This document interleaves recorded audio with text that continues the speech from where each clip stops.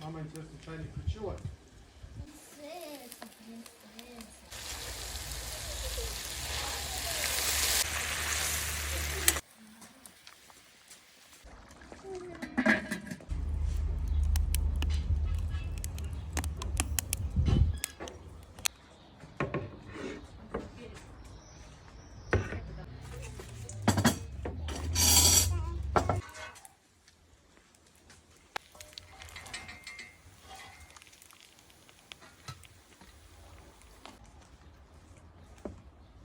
Хасан, на сегодня 6.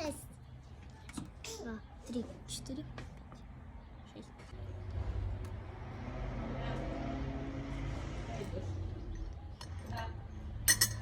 Алина ее показала там играть, и теперь она туда лезет. Класс.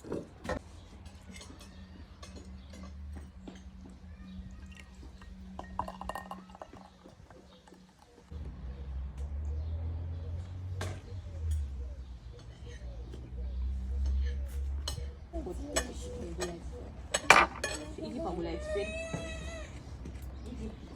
Кстати, еще, а какой?